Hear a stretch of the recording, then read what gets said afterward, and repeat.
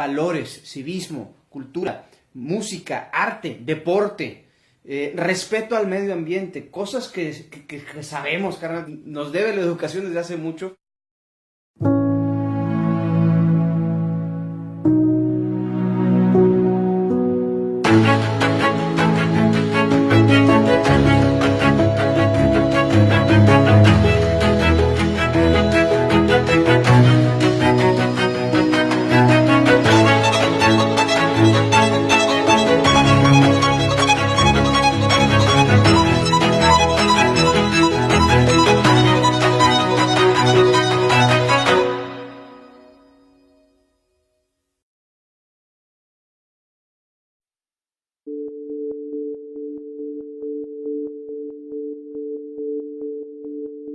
¿Cuál es el panorama de la educación en nuestro país? ¿Qué pasará con la autonomía universitaria?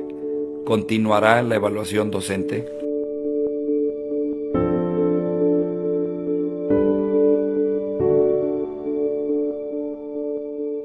La reforma educativa.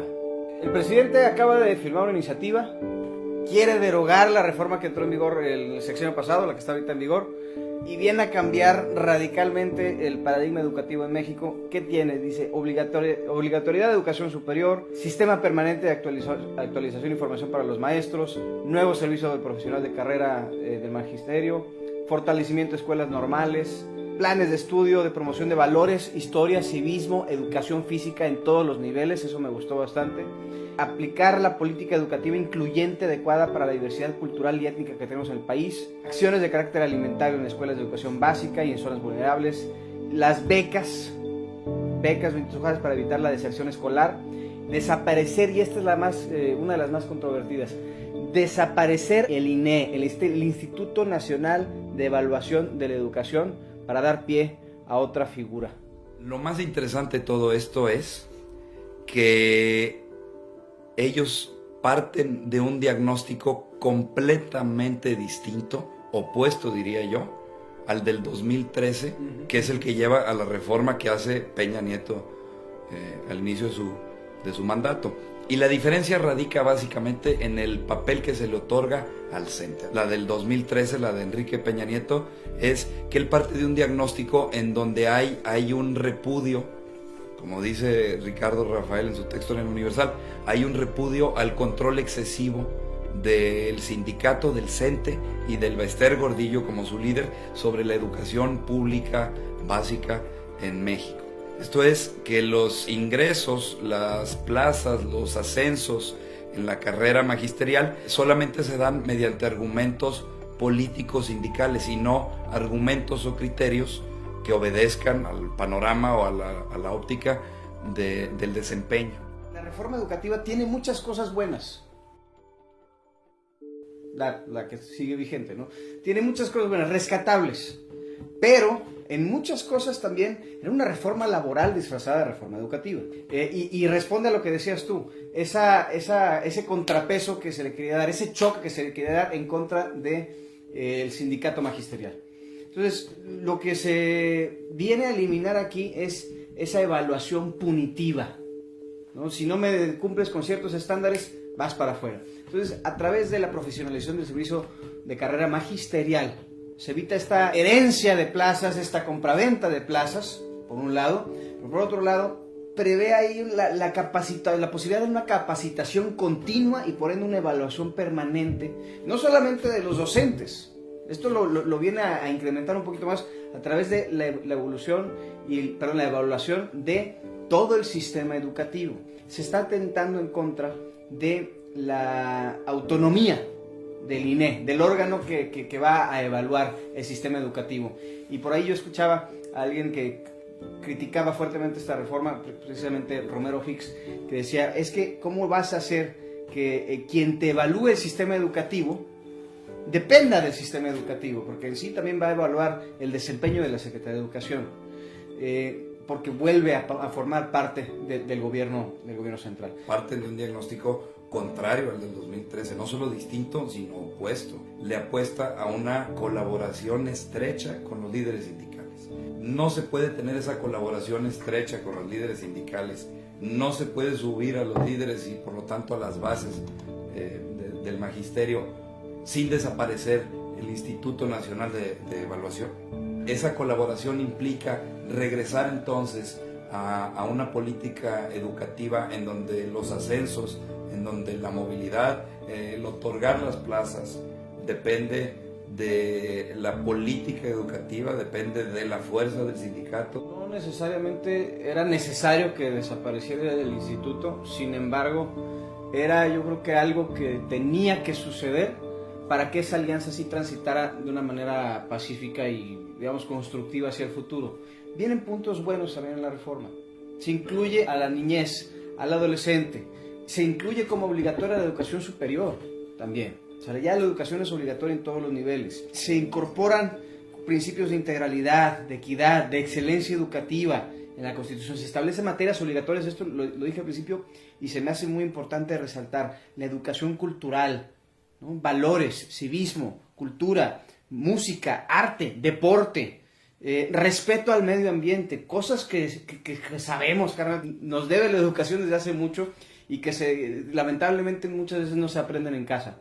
Y que son cosas que necesitamos como sociedad para empezar a respetar no solamente al prójimo, al medio ambiente, al mundo, pero también ir más allá de las materias y las ciencias básicas como matemáticas, biología e historia. Lo entiendo, el maestro es el centro del modelo educativo. Bueno, no, Eso disculpa. sí Aquí estoy de acuerdo. esta reforma, de hecho, ya no pone ni siquiera al maestro Pero ni a la evaluación, pone al niño.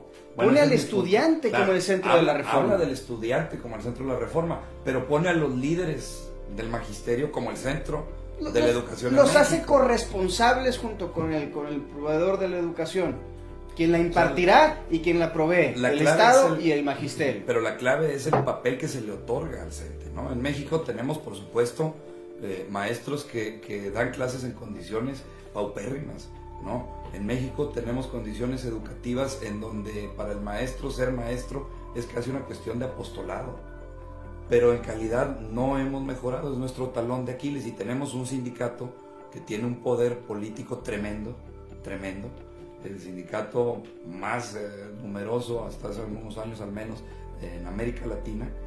Y no se trata, por supuesto, de castigar al maestro, no se trata, no. pero tampoco de empoderar a los líderes sindicales por encima de la calidad y de la medición. Si no tenemos diagnósticos claros, si no vamos a evaluar, si no le entendemos al tema de la evaluación, si no aceptamos y nos comprometemos con el tema de la evaluación y de la calidad, ¿cómo vamos a mejorar entonces? Bueno, ahí es donde yo veo hasta cierto punto con buenos ojos que se amplíen las funciones que va a tener este órgano de evaluación.